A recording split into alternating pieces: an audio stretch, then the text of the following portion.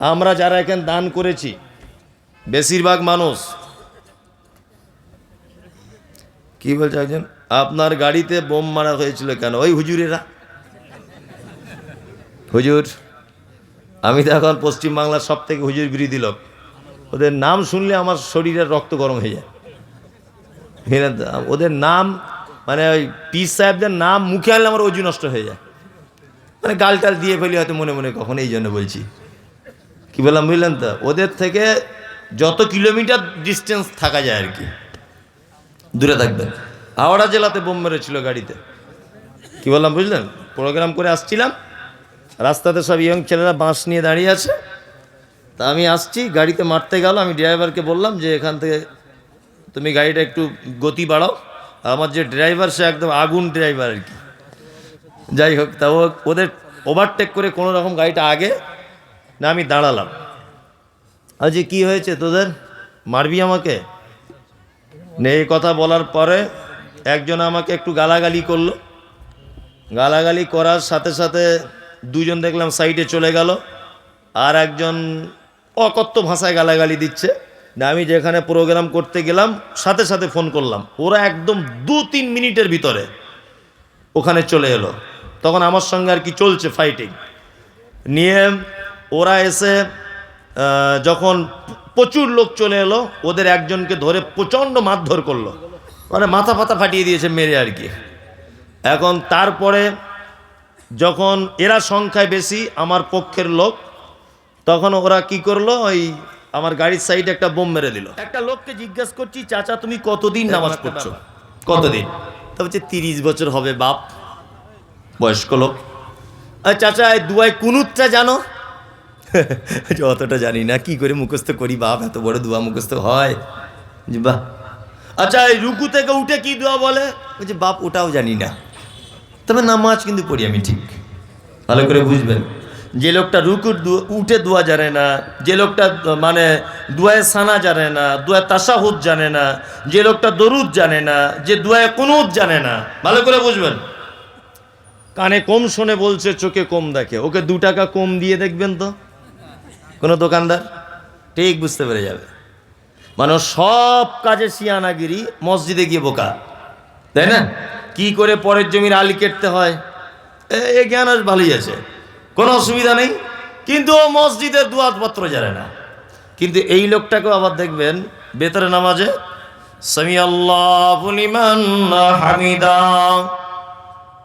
ইমাম সাহেব বা নিজে নিজে 2টো পদ্ধতি বেতরের, হাত বেঁধেও দোয়া করার হাদিস সহি, হাত মানে তুলেও দোয়া করা সহি, দুটোই সহি হাদিস, যে যেটা আমল করবে। যাই হোক, তা ও হাত তুলেই দোয়া করছে, দেখবেন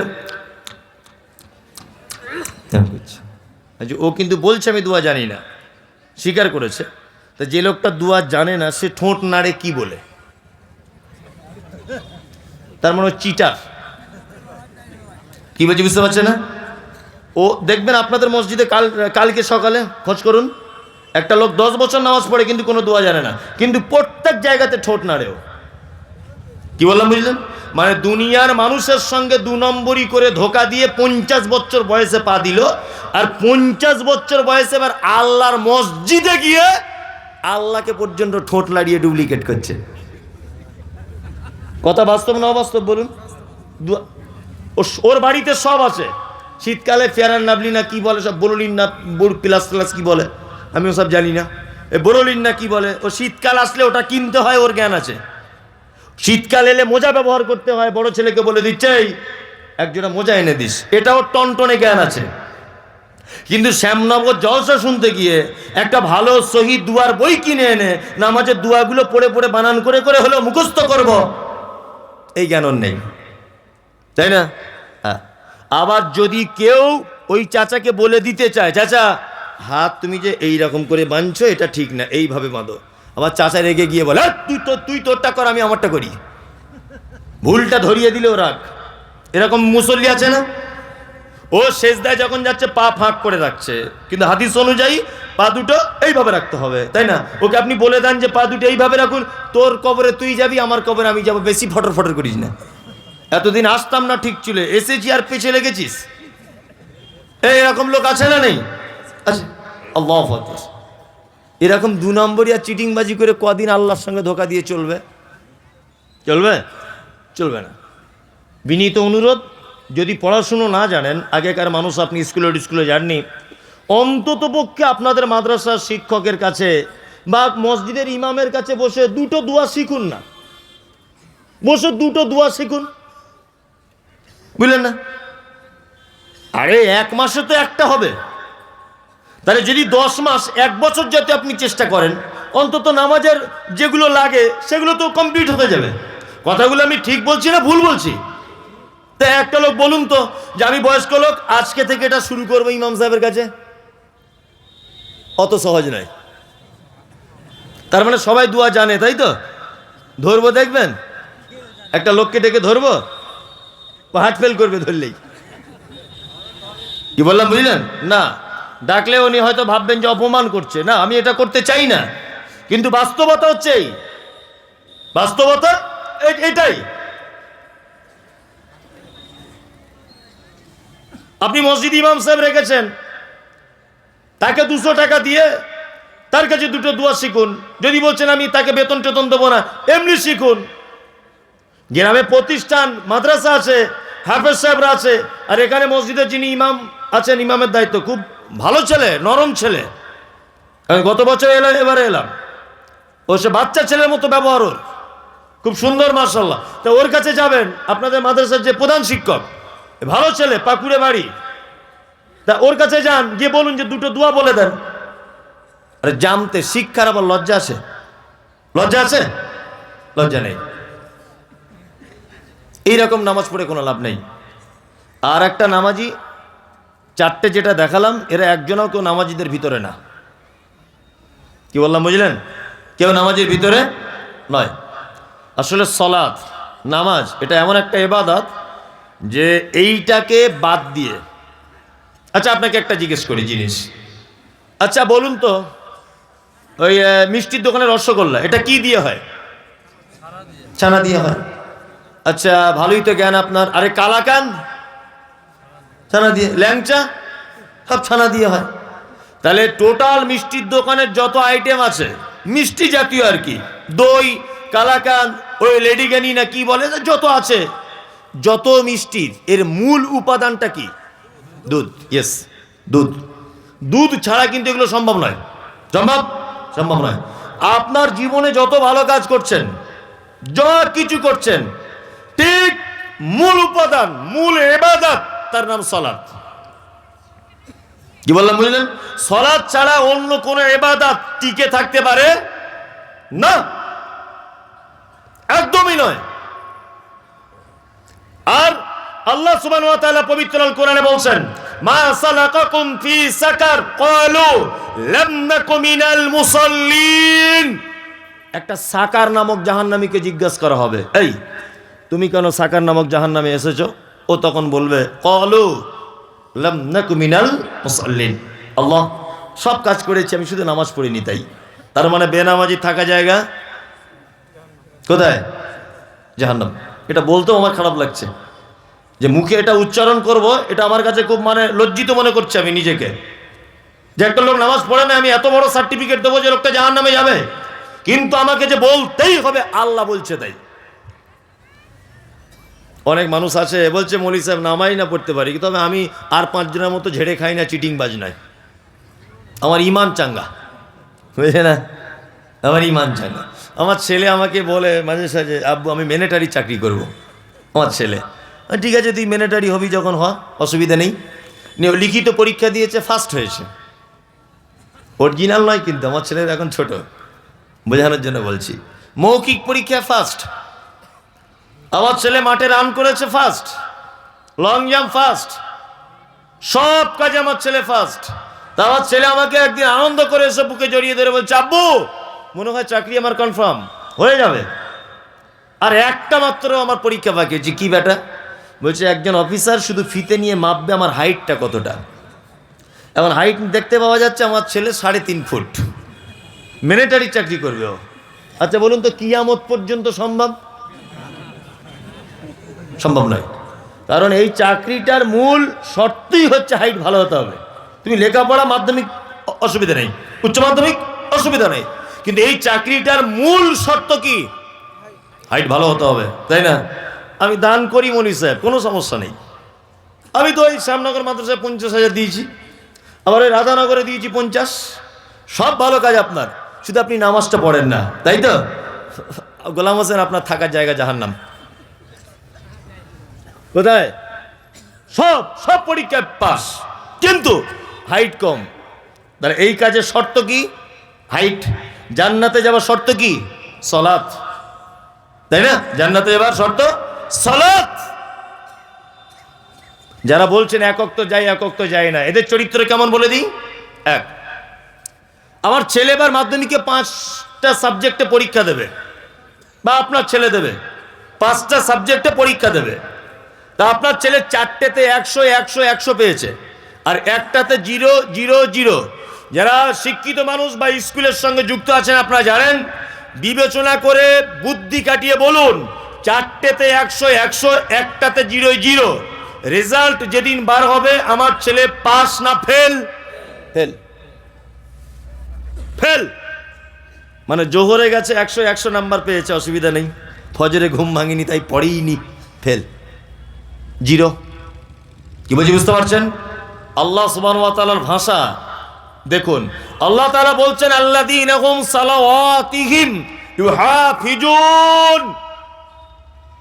ফেরদাউস নামক জান্নাতে যাবে তারা, সালাওয়াতিহিম। আলেম ওলামারা আছেন, আল্লাহ বহু বচন শব্দ ব্যবহার করে বলছেন যারা সালাত সমূহ হেফাজত করে। কি বললাম বুঝলেন? যারা সালাত সমূহকে হেফাজত করে তারা, তার মানে যারা 5 ওয়াক্ত সালাত আদায় করে। চলুন, অনেক মানুষ এমন নামাজি আছে যারা বাড়িতে পড়ে, মসজিদে যায় না, এরকম বদ অভ্যাস নেই? আছে। বাড়িতে সালাত ইচ্ছাকৃতভাবে হবে না, কারণ আল্লাহ সুবহানাহু ওয়া তাআলা বলেছেন আরকাউ মা'আর রাকিঈন, তোমরা রুকুকারীদের সাথে রুকু করো। তার মানে জমাতে যাও। তার মানে কি? জমাতে যাও। আল্লাহ মোমেনদের গুণ তারপরে বলছেন ইনফিকুন অমিম্মা রাযাকনাহুম ইনফিকুন। মোমেন আল্লাহর রাস্তায় দান করে। মোমেন কি করে? দান করে। যদি বলছেন মৌলী সাহেব আপনারা পারেন বেশ ভালো, ঠিক ঘুরে ঘুরে জায়গায় এসেছেন দানের ব্যাপারে, আমি কারোর কাছে টাকা চাইবো না, তবে বিনীত অনুরোধ আপনি আমাকে 10টা মিনিট টাইম দেন, আপনাকে একটা গুরুত্বপূর্ণ ঘটনা আমি আপনাকে শোনাবো হাদিস থেকে। যে বললাম বুঝলেন, এইটা শুনে আপনি বাড়ি যাবেন, যেখানে পারবেন যান, আমার কোনো আপত্তি নেই। আল্লাহ নবী সাল্লাল্লাহু আলাইহি ওয়াসাল্লাম পৃথিবী থেকে চলে যেদিন গিয়েছিলেন সেই দিনটির নাম কি? কি বার ছিল সেদিন? সোমবার। সোমবার। জীবনে অনেক কিছু শুনেছেন, আর এইটা আজকে শুনুন। এইটা আমি বলছি, বাংলাদেশের প্রখ্যাত আলেম ডক্টর আসাদুল্লাহ আল গালিব একটা বই লিখেছেন সিরাতুর রাসূল। এই বইয়ের একেবারে শেষের দিকে এই ঘটনাগুলো বিস্তারিতভাবে পাবেন। আমি একদম আজকেই পড়লাম এবং একাধিকবার পড়ে আপনাকে বলছি। সহিহ হাদিসের উদ্ধৃতি দিয়ে তিনি ঘটনাটা বর্ণনা করেছেন। এক, আল্লাহ নবী সাল্লাল্লাহু আলাইহি ওয়াসাল্লাম সোমবার পৃথিবী থেকে চলে গেছেন। তার আগের বৃহস্পতিবার জীবনের শেষ নামাজ জমাতে পড়িয়েছিলেন মাগরিবের। বৃহস্পতিবার মাগরিবের। আর বৃহস্পতিবার মাগরিবের প্রথম 2 রাকাতে যে তেলাওয়াত করেছিলেন সূরা মুরসালাত, যার শেষ আয়াত ছিল ফাবি আইয়ি হাদিসিম বা'দাহু ইউমিনুন। আল্লাহ বলছেন এর পরেও কি তোমরা অন্য কোন কথার উপর ঈমান আনবে? বিশ্বনবী ঠিক যেন উম্মতদের উদ্দেশ্যে কথা বলতে চেয়েছেন শেষ আয়াত দ্বারা, ফাবি আইয়ি হাদিসিম বা'দাহু ইউমিনুন। মাগরিবের সালাত শেষ, বাড়ি চলে এলেন। হযরতে বেলাল মসজিদে নববীতে যেন ঈশার আজানের ধ্বনি দিয়ে দিলেন। হাইয়া আলাস সালাহ, হাইয়া আলাস সালাহ। হযরতে বেলাল, আল্লাহ রসুল উঠলেন, উঠে আয়েশাকে ডেকে বলছেন, আয়েশা, আয়েশা একটু পানি দাও তো আমাকে। আম্মা জান আয়েশা পানি দিলেন। আল্লাহ রসুল সাল্লাল্লাহু আলাইহি ওয়াসাল্লাম অজু করলেন। অজু করার পর অজ্ঞান হয়ে গেলেন, বেহুশ হয়ে গেলেন। একটু পরে আবার হুঁশ ফিরে এলো। আল্লাহ নবী সাল্লাল্লাহু আলাইহি ওয়াসাল্লাম আবার আয়েশাকে বলছেন, আয়েশা একটু পানি দাও তো। আয়েশা আবার পানি দিলেন। আল্লাহ রসুল অজু কমপ্লিট করলেন, তারপর আবার অজ্ঞান হয়ে গেলেন। আসাদুল্লাহ গালিব সাহেব যেভাবে বইয়ের ভিতরে ঘটনাটা বর্ণনা করেছেন, আমি সেইভাবে বর্ণনা করছি, একটা অক্ষরে দিক ওদিক করবো না। আমি মানুষ, তারপরে গণ্ডগোল হয়ে যেতে পারে। তৃতীয়বার আবার অজু করলেন। অজু করে ঠিক বেহুশ হয়ে যাবার আগে আল্লাহ নবী সাল্লাল্লাহু আলাইহি ওয়াসাল্লাম আয়েশাকে বলছেন, আয়েশা ইশারাতে তোমার আব্বাকে বলো ইমামতি করতে। তোমার আব্বাকে বলো, আমার আর যাওয়া হলো না। আম্মা জান আয়েশা আব্বা আবু বক্করকে বললেন, আপনি ইমামতি করতে যান, আল্লাহ রসুল অর্ডার করেছেন। হযরত আবু বক্কর ইমামতি করতে যাচ্ছেন, চোখ দিয়ে পানি পড়ছে ঝরঝর করে, যে আল্লাহ রসুল বেঁচে আছেন আর এখন আমি ইমামতি করতে যাব, এটা উচিত নয়। পৃথিবীতে একজন ভাগ্যবান পুরুষ মানুষ আল্লাহর নবী বেঁচে থাকা অবস্থায় 17 ওয়াক্তের, 17 রেকাতের নয়, 17 ওয়াক্তের ইমামতি করেছেন আবু বকর সিদ্দিক রাদিয়াল্লাহু তাআলা আনহু। এটা কিন্তু ভালো একটা ইম্পর্টেন্ট ব্যাপার, জেনে রাখুন আপনি। নাম্বার 2, হযরত আবু বকর ইমামতি করছেন। আম্মা জান আয়েশা একটা আপত্তি জানালেন আল্লাহ রসুলকে। এটা আপনারা জানেন যে আল্লাহ রসুল পৃথিবী থেকে চলে যাওয়ার আগে আয়েশার হুজরাতে অন্যান্য বিবিদের মতামত নিয়ে শেষ দিনগুলো আয়েশার হুজরাতে ছিলেন। আয়েশা রাদিয়াল্লাহু তাআলা আনহা তিনি ভাবছেন যে আমার হুজরাতে আল্লাহ রসুল আছে, আর আমার আব্বা যদি ইমামতি করে তাহলে অন্যান্য বিবিরা ভাববে আয়েশা মনে হয় নিজের বাপ বলে আগে আগে ইমামতি করতে দিচ্ছে, অন্যান্য বিবিরা রাগ করতে পারে। আল্লাহ নবীকে যখন এই অভিযোগ করলেন আয়েশা, তখন আল্লাহ রসুল একটু উচ্চ কণ্ঠে বলছেন, আয়েশা আরে আমি বলছি আবু বকর ইমামতি করবে, তুমি কেন অন্যজনের নাম বলছো? এই জায়গাতে একটু ইঙ্গিত পাওয়া গেল যে আল্লাহ রসুল মারা যাওয়ার পরে আবু বকর খলিফা হবেন। এই ব্যবহারটাতে আম্মা জান আয়েশা একটু ইঙ্গিত পেলেন যে আবু বকরের উপর আল্লাহ রসুলের এত ভালোবাসা কেন। আল্লাহু আকবার। কেন ভালোবাসা? মাঝখানে একটা ছোট্ট কথা বলে দিই। আল্লাহ রসুল মসজিদের ভিতরে বসে আছেন আর সাহাবীদেরকে বলছেন, তোমাদের ইমান আর আবু বকরের ইমান দেখবে। তা হচ্ছে আল্লাহ রসুল কেমন বলছে, ওই দেখো ওই দেখো ওই দেখো, দেখতে পাচ্ছ একজন আরোহী তার জানোয়ারের পিঠের উপরে চেপে যাচ্ছে কথা বলতে বলতে। আচ্ছা বলুন, একটা গরুর মালিক সে যদি তার গরুর পিঠের উপরে বসে গরুর সঙ্গে কথা বলতে বলতে যাচ্ছে, এটা যদি আমি বলি কেউ বিশ্বাস করবে? গরু কথা বলতে পারে? তখন সাহাবীরা বলছেন, আল্লাহ রসুল আপনি কেমন কথা বলছেন, গরু কোনোদিন তার মালিকের সঙ্গে কথা বলতে পারে? তখন আল্লাহ রসুল বলছেন, এটাই তোমাদের ইমান আর আবু বক্করের ইমানের ডিফারেন্স। এই কথাটাই যদি আমি আবু বক্করকে বলতাম তাহলে আবু বক্করের উত্তর এটা হতো, অবশ্যই আপনি যখন বলেছেন অসম্ভবের কিছু নেই। এটা হচ্ছে আবু বক্করের ইমান। শুক্রবার চলে গেল, আল্লাহ রসুল মসজিদে যেতে পারেননি। শনিবারের দিন আল্লাহ রসুল একটু সুস্থতা অনুভব করলেন। জোহরের আজানের আগে আল্লাহ রসুল আয়েশা রাদিয়াল্লাহু তাআলা আনহাকে বলছেন, আয়েশা দুজন সাহাবীকে বলো তো আসতে। তা আম্মা জান আয়েশা বলছেন, আমি পর্দার আড়াল থেকে দুজন সাহাবীকে বললাম, আপনারা দুজন আসুন। আল্লাহ রসুল দুজন সাহাবীর কাঁধে ভর দিলেন। তখন ইমামতিতে দাঁড়িয়ে গেছেন হযরত আবু বকর সিদ্দিক রাদিয়াল্লাহু তাআলা আনহু, জোহরের নামাজের ইমাম। কে? আবু বকর। আল্লাহ রসুল মসজিদে ঢোকা এই ব্যাপারটা আবু বকর বুঝতে পেরে গেলেন যে আল্লাহ রসুল এবার ঢুকছেন। আবু বকর পিছনে হটে আসার মনস্থির করলেন।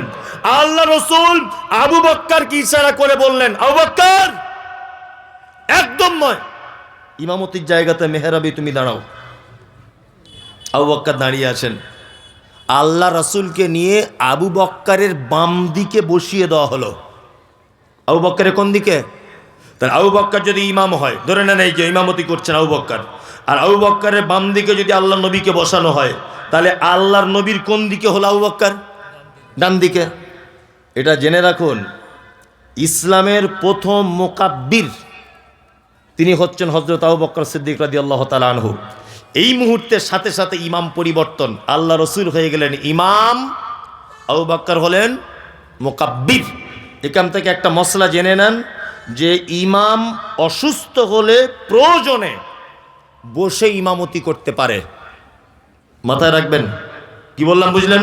আল্লাহ রাসূল বসে বসে আস্তে আস্তে করে ইমামতি করছেন, সাহাবীরা গলার আওয়াজ শুনতে পাচ্ছেন না অসুস্থ বলে, এই জন্য পাশে দাঁড়িয়ে উনি যখন বলছেন আল্লাহু আকবার আল্লাহ রাসূল, তখন আবু বকর জোরে বলছে আল্লাহু আকবার, মুকাব্বির। বুঝুন ভালো করে। জোহরের নামাজ শেষ, আল্লাহ নবী সাল্লাল্লাহু আলাইহি ওয়াসাল্লাম বাড়ি এলেন। আয়েশার হুজরাতে আল্লাহ রাসূল ঢুকেই প্রথমেই আম্মাজান আয়েশাকে বলছেন, আয়েশা আচ্ছা বলো তো, আমাদের বাড়িতে কি কোনো টাকা পয়সা আছে?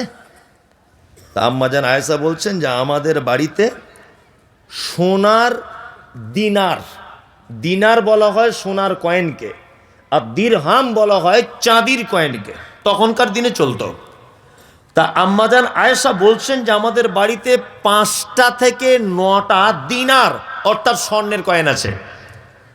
তখন আম্মাজান আয়েশাকে আল্লাহ রাসূল উচ্চ কণ্ঠে বলছেন, আয়েশা আরে কোন ইমানদার এবং নবীদের জন্য উচিত নয় এত নিকৃষ্ট সম্পদ বাড়িতে রেখে আল্লাহর সাথে সাক্ষাৎ করবে।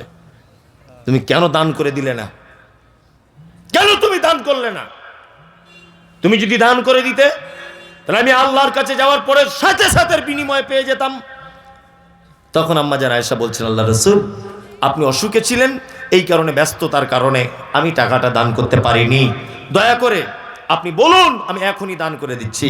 তার মানে বিশ্ব নবী মুহাম্মদ রাসূলুল্লাহ সাল্লাল্লাহু আলাইহি ওয়াসাল্লাম জমিয়ে রাখা সম্পদ যেটা ছেড়ে মানুষ কবরে চলে যায়, এই সম্পদকে নিকৃষ্ট সম্পদ বললেন, আর মানুষ যেটা দান করে যায় আল্লাহর রাস্তায় এটাকে উৎকৃষ্ট সম্পদ বললেন। টাকা জমাচ্ছেন না, তার ভিতরে আমিও, শুধু যে আপনাকে বলছি তা নয়, আমিও জমাচ্ছি না অর্থ। আমাদের চিন্তা ভাবনা কি? আগামী জেনারেশনের ভবিষ্যৎ ভালো করা। আমি টাকা পয়সা জমাচ্ছি কেন? আমার বেটা ভালো থাকবে তাই, তাই না? জি, আপনি কেন টাকা পয়সা উপার্জন করছেন? আপনার বেটা ভালো থাকবে তাই, তাই না? পৃথিবী যে কেমন জায়গা এটা আপনাকে দেখাবো, বাস্তবে আমি দেখাবো কেমন। এই দেখুন আপনাকে দেখাচ্ছি পৃথিবী কেমন জায়গা। চাচা আপনি এখানে আসুন তো, আপনি এখানে আসুন, আসুন, কিছু ধরবো না ভয় নেই, আসুন। আপনি আমার আব্বার থেকে বয়স্ক মানুষ, আসুন, হ্যাঁ আসুন, দুজনেই আসুন না, কথা বলিয়েন না। এই দেখুন অনেক সময় বাস্তব কিছু জিনিস থেকে আমাদের জ্ঞান গ্রহণ করতে হয়, হয়তো হয় না? অবশ্যই জ্ঞান প্রতিটা জিনিস আছে, আমরা জ্ঞান বার করতে পারছি না। তাই এক, পৃথিবী কেমন জায়গা, আমি আল্লাহর কসম বলছি বাপ, আপনাদেরকে অপমান করার জন্য আমি ডাকিনি, হ্যাঁ, শুধু মানুষকে কিছু শিক্ষা দেওয়ার জন্য আপনাকে ডেকেছি। কি নাম আপনার? আপনার নাম বলেন। আব্দুল আজিজ। আব্দুল আজিজ। পৃথিবী কেমন জায়গাটা বলছি। আপনার বয়স কত হতে পারে মোটামুটি একটা? বয়স মোটামুটি 40-45। যাই হোক, মানে ওনার বয়স মোটামুটি 60 বছর প্লাস। আপনার কত? আমার 66 কাগজ কলম। ও 60 বছর। আপনার দুজনের আব্বা বেঁচে আছে? আব্বা বেঁচে আছে? অনেক আগে মারা গেছে? কতদিন হবে? হ্যাঁ 10-20 বছর। আপনার? আমার 50 বছর। 50 বছর হয়ে গেল। দুজনা ইমানদারির সাথে সত্যি কথা বলুন একদম। আপনারা দুজন কেউ মিথ্যা বলেন না আমি জানি, তারপরেও এখন এই মুহূর্তে ইমানদারির সাথে বলবেন। আপনার আব্বা মারা গেছে 50, আপনার 20।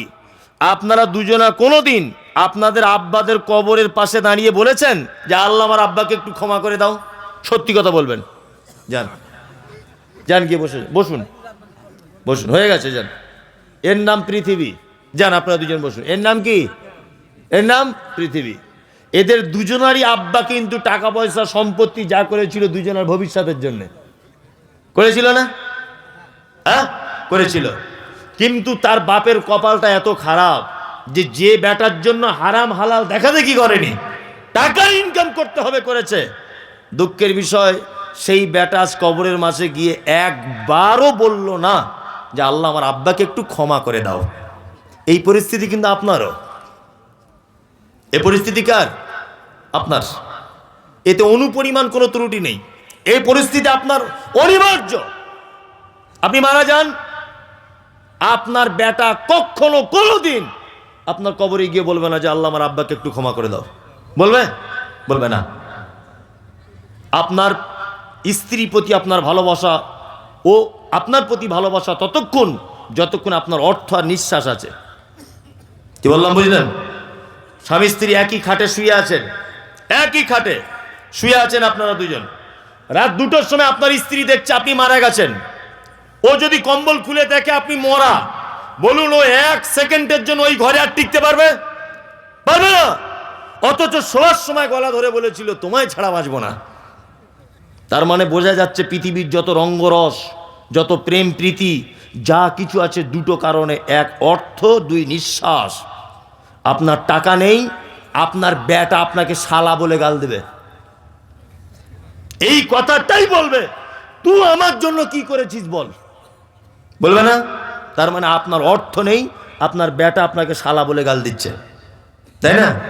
ওই জন্য বলছি টাকা পয়সা ইনকাম করুন, বেশি কিছু রেখে যাওয়ার চিন্তা ভাবনা করবেন না যে চামারগিরি করে সব টাকা পয়সা রেখে দিব, মাদ্রাসা মসজিদ গরিব এতিম ফকির কাউকে দেব না, বঞ্চিত করব সবাইকে, সব রেখে যাব। এতে আপনার অনুপরিমাণ কোনো সফলতা নেই। আমরা যারা এখানে দান করেছি বেশিরভাগ মানুষ কি বলছে একজন, আপনার গাড়িতে বোম মারা হয়েছিল কেন? ওই হুজুরেরা। হুজুর, আমি তো এখন পশ্চিমবাংলার সব থেকে হুজুর বিরোধী লোক। ওদের নাম শুনলে আমার শরীরের রক্ত গরম হয়ে যায়। ওদের নাম মানে ওই পীর সাহেবদের নাম মুখে আনলে আমার অজু নষ্ট হয়ে যায়। মানে গালটাল দিয়ে ফেলি হয়তো মনে মনে কখন, এই জন্য বলছি। কি বললাম বুঝলেন তো? ওদের থেকে যত কিলোমিটার ডিস্টেন্স থাকা যায় আর কি, দূরে থাকবেন। হাওড়া জেলাতে বোম মেরেছিল গাড়িতে। কি বললাম বুঝলেন? প্রোগ্রাম করে আসছিলাম, রাস্তাতে সব ইয়ং ছেলেরা বাঁশ নিয়ে দাঁড়িয়ে আছে। তা আমি আসছি, গাড়িতে মারতে গেল। আমি ড্রাইভারকে বললাম যে এখান থেকে তুমি গাড়িটা একটু গতি বাড়াও। আমার যে ড্রাইভার সে একদম আগুন ড্রাইভার আর কি। যাই হোক, তা ওদের ওভারটেক করে কোনো রকম গাড়িটা আগে না, আমি দাঁড়ালাম। আজ কি হয়েছে তোদের, মারবি আমাকে? এই কথা বলার পরে একজন আমাকে একটু গালাগালি করলো। গালাগালি করার সাথে সাথে দুজন দেখলাম সাইডে চলে গেল, আর একজন অকথ্য ভাষায় গালাগালি দিচ্ছে। না, আমি যেখানে প্রোগ্রাম করতে গেলাম সাথে সাথে ফোন করলাম, ওরা একদম 2-3 মিনিটের ভিতরে ওখানে চলে এলো। তখন আমার সঙ্গে আর কি চলছে ফাইটিং নিয়ে।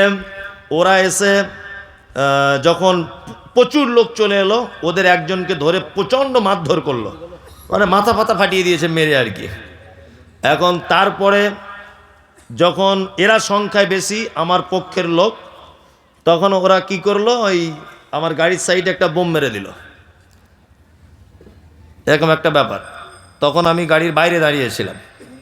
ঘটনা হচ্ছে, আমি সেই আল্লাহর প্রতি আমার বিশ্বাস যে আল্লাহ মাছের পেট থেকে একজন নবীকে বাঁচিয়েছিলেন। আমি সেই আল্লাহর প্রতি ঈমান রাখি যে আল্লাহ নদীতে রাস্তা বানিয়ে মুসাকে পরিত্রাণ দিয়েছিলেন। আমি সেই আল্লাহর প্রতি এখনো বিশ্বাস রাখি, মৃত্যু পর্যন্ত থাকবে। সারা পশ্চিমবাংলায় আমি যেভাবে শিরিক এবং বেদাতের ব্যাপারে, হুজুরদের ব্যাপারে যে সমস্ত বক্তব্য রেখেছি, তাতে করে এতদিন আমার বেঁচে থাকার কথা নয়। কারণ আমি যে জায়গায় বসবাস করি এখানে আহলে হাদিস বলে কিছু নেই, সহিহ আকীদা, সব পীর ফকির হুজুরে ভর্তি। কি বললাম বুঝলেন? তারপরেও ইনশাআল্লাহ কোনো দিন কোনো রকমের কোনো বিপদের সম্মুখীন হইনি, ছোটোখাটো কোনো বিপদের সম্মুখীন হয়েছি। আমাকে পুলিশ সব জায়গাতে মারাত্মকভাবে সাপোর্ট করেছে। আল্লাহ বাঁচিয়েছে, এটা তো আলাদা একটা দিক। দুনিয়াবি যদি কেউ সাপোর্ট করে, আমি সবসময় কিছু হলে পুলিশের দ্বারস্থ হলে পুলিশ আলহামদুলিল্লাহ সবসময়তেই ব্যাপক হারে সাপোর্ট করেছে। যেমন গত কালও করেছে। আলহামদুলিল্লাহ, আমার জন্য দোয়া করবেন যাতে জাতির সামনে সঠিক কথাগুলো নিখুঁতভাবে বলতে পারি, শুধু এই দোয়াটা করবেন। যাই হোক, আপনারা যারা এতক্ষণ দান করেছেন, পদ্ধতি একটাও ঠিক হয়নি। যদি বলছেন আমরা এত লোক বসেছিলাম, কেউ ভুল ধরতে পারল না, আপনি ধরলেন না, এটা হাদিস কোরআন নয়। পদ্ধতি একটা ভালো জিনিস বলছি, এখানে যারা বসে আছেন, দান দুটো পদ্ধতিতে করবেন যদি আগামী দিন ভালো আপনি চান। এক, বাড়িতে ভিখারি এলে বাচ্চাদের হাত দিয়ে ভিখ দেবেন। কি বললাম বুঝলেন? তাতে করে আপনার বাচ্চা শিশু মনে একটা দাগ কাটবে, একটা শিক্ষা জন্ম হবে যে আমার আব্বা মা জীবনে কোনোদিন কোনো ভিখারিকে ফেরাতো না। দুই, জলসাতে যখন কোনোদিন দান করবেন, তখন বাপ সবসময় বেটার জন্য দান করবেন, যে আমার বেটা আশরাফুল, তার জন্য 2000। বেটা বয়স 40 বছর, তারপরে ওর জন্যই দেন। কারণ বেটা যেন লজ্জিত হয় যে আমার আব্বা বুড়ো বয়সে আমাদের কল্যাণ কামনা করছে। ভালো করে বুঝবেন। তার মানে আপনার আব্বা চলে গেলে, আপনি চলে গেলে আপনার বেটাও আপনার জন্য দান করতে পারে। কি বললাম বুঝলেন না? এই জন্য বলছি, এটা একটা মাদ্রাসার জলসা। আমি বেশি রাত করছি না, রাত্রি 12টা বাজে এখন। আপনারা আল্লাহর রাস্তে বলবো তো নাকি মাদ্রাসাতে কিছু সহযোগিতা করুন। আমি আদায়কারী খুব মারাত্মক বক্তা নয়, তারপরেও কুলিয়ে গুছিয়ে যতটুকু যা বললাম, আপনারা 2000, 1000 যার কাছে যেমন আছে দয়া করে আপনারা একটু দেবেন। জি, ওনার নিয়তের উপরে দোয়া, মা আব্বার জন্য দোয়া। আচ্ছা আচ্ছা, এটা কি? অর্শগন্ধা 5 কেজি, কালো জিরা 5 কেজি, রাই 10 কেজি, পেঁয়াজ 60 কেজি। এটা তার মানে দান।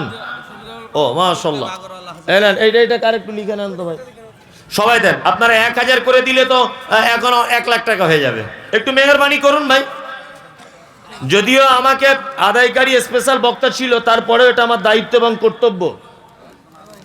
Safiur Zaman Sheikh, Habib master, Nowda, BEd college, কর্ণধর, উনি দিচ্ছেন 10,000 টাকা। আল্লাহুম্মা সাল্লি আলাইহি, আল্লাহুম্মা বারিক আলাইহি। 5,000 টাকা বেনামি। ও বেনামিতে একজন 5,000। ভাই, ওই যে দানের কথা বললে মানুষ আর ধৈর্য ধরে বসবে না, তাই না? জি। আর শীতও অনেক পড়ছে, অনেকটা। আজকে ঠান্ডাও খুব বেশি। আমি বক্তব্য দিচ্ছি বলে ঠান্ডা অনুভব করতে পারছি না, তবে আপনাদের খুব ঠান্ডাই লাগছে। তারপরে আপনাকে বলবো যে আপনারা যাওয়ার আগে অবশ্যই আপনাদের প্রতিষ্ঠানে কিছু করে দেন, সকলেই দেন। যদি আপনারা 500 করে দেন তাই অনেক, দেন, সকলেই দেন, দেন। তুমি আসমানে থাকো প্রভু, আমি জমিনে। তুমি আসমানে থাকো প্রভু, আমি জমিনে। তবু তোমারি প্রেম জমে হৃদয় গহীনে। আমি তোমারি গোলাম গো, অন্য কারণ। আমি তোমারি গোলাম গো, অন্য কারণ। আলিমুল গায়ব তুমি, মালিক রব্বানা। নূর ইসলাম, নূর ইসলাম দেন, সবাই দেন, 200-500 দেন। এখানে পানি নেই না, একটু খাওয়ার পানি। আলহামদুলিল্লাহ, জাযাকাল্লাহু খাইরান। ভালো আছেন সবাই? সবাই দেন, 10-20 টাকা করে দেন, সবাই দেন, কৃপণতা করিয়েন না, দেন। হ্যাঁ, আল্লাহ কবুল করবে, দেন। যার কাছে যা আছে তাই দেন। ও আচ্ছা আচ্ছা, তাই, আচ্ছা, দেন দেন, সকলেই দেন। বিসমিল্লাহ।